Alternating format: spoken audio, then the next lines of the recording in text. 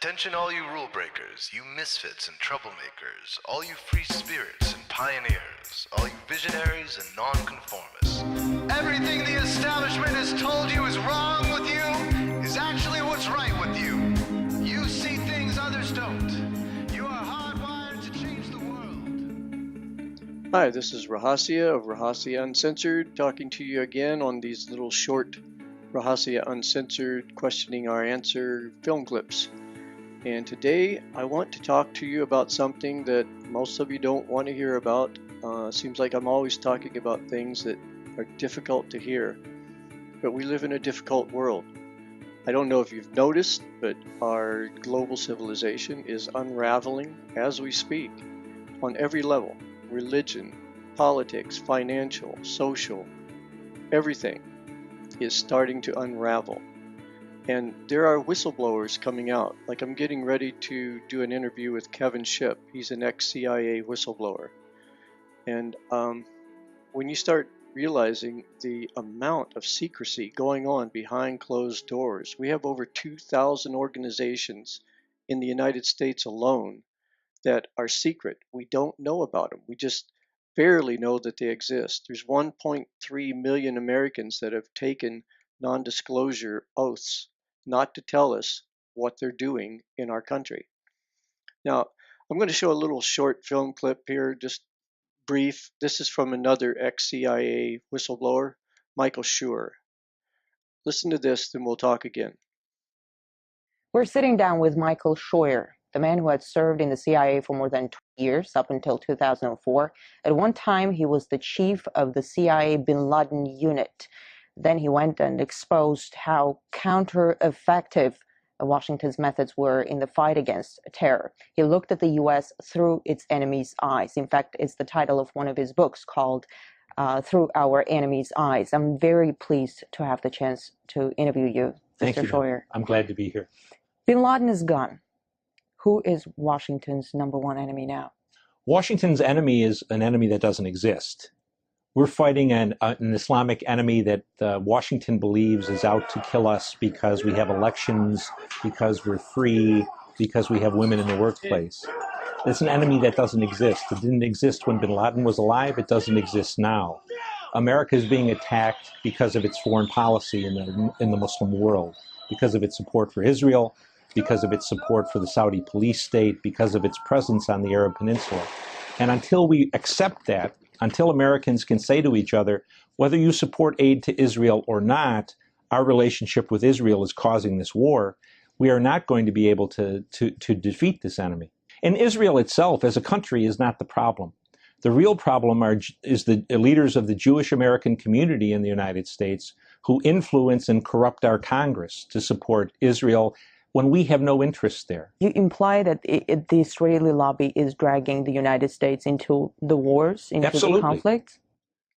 Now, surely that's enough to give any of us something to think about, because these people are out not after their little 15 minutes of fame and a whole lifetime of torment from the government. They're out to tell the truth. They're out to try to wake people up to what's going on. I just read Confessions of an Economic Hitman by John Perkins.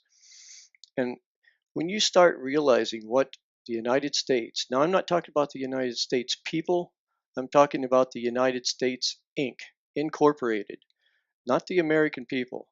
There are high up elements in our government that's been spoken of by every president at some time that controls everything. Now, if we really want to get down to it, we have to start taking responsibility and start looking at these things, because they're going on behind closed doors. And again, like in the Wizard of Oz movie, everything changes when the curtain is pulled back. And that's what we're doing here. We're pulling back the curtain. And if we don't like what we see, well, tough. We need to get over it. But the truth is, it's just a bunch of sociopathic pedophiles back there pulling levers.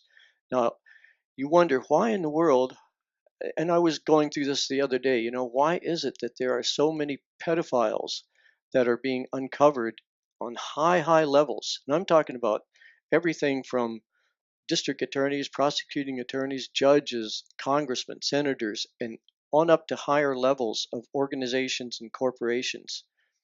Why is it?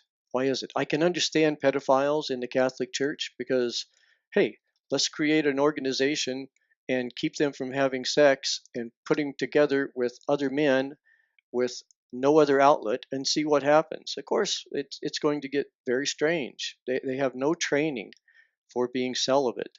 So these things go on and they've been going on for centuries, and we're waking up to it because the curtain has been pulled back. Now, these are our children we're talking about. So if I'm offending any of you that are religious, well, I apologize. But if you get offended, you should be apologizing to me because these are your children. And this is happening as we speak all over the world. There's over 1 million people that go missing on this planet every single year. And I mean missing, and maybe even off planet, but that's another story altogether. So I just want you to think about a few of these things and do some research. Get out there and start thinking about what's going on. I want you to listen to a little bit from Kevin Shipp and be prepared too for my interview with him probably in about a week or so. He had a knee surgery, so he's recuperating right now. But let's listen to him, see what he says. I went on deadly assignments for my agency and my country. I loved my country. I was very dedicated to the agency. Some of those assignments, they told us we may not come back from. No problem. That's what we did. But the higher I got up in the agency, the more I began to see illegal, unconstitutional, sometimes criminal activity that the agency and some other sectors of the shadow government, I call it, were doing things that were illegal and unconstitutional. And I always have to say this: the United States Constitution is the supreme law of the land. It supersedes every other law in the U.S. criminal justice system and the judicial branch. That's worth remembering. When the U.S. government violates the Constitution, they are committing multiple felonies based on the foundation of our government. We must always remember that. So, as a federal agent, I had to swear an oath to the Constitution to defend the Constitution and our country against enemies, foreign and domestic. The problem was there were some that were domestic, and there were some that happened to be in our own government. So I had to make a decision. Was I going to uphold my oath to the Constitution, or was I going to shrink back? And for me, it was an easy choice. I chose to stand for the Constitution, and that's why I'm here this evening. Here is the first whistleblower, John F. Kennedy. The very word secrecy is repugnant in a free and open society. One of the greatest speeches ever given in terms of the Constitution.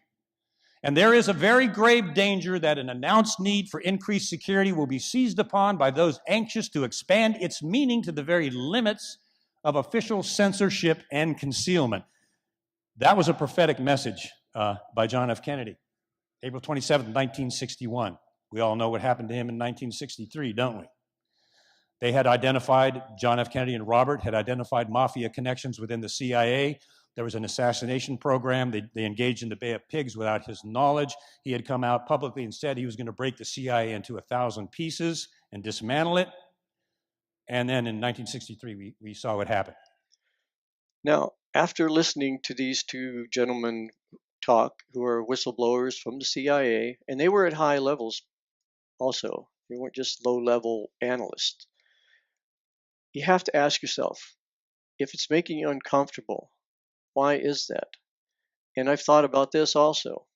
And I think it's because we don't like to take responsibility. We like to say, oh, I protested the war, or oh, I voted for the other guy. And that lets us off. We don't feel responsible, but we are. We are deadly responsible.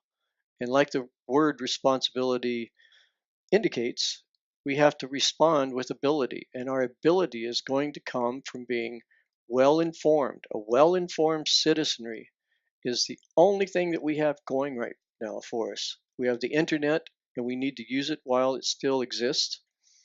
This is why we do the Lotus Guide magazine. This is why I have Spiritual Activist Radio. This is why I do Rahasya Uncensored on the Golden Road television show.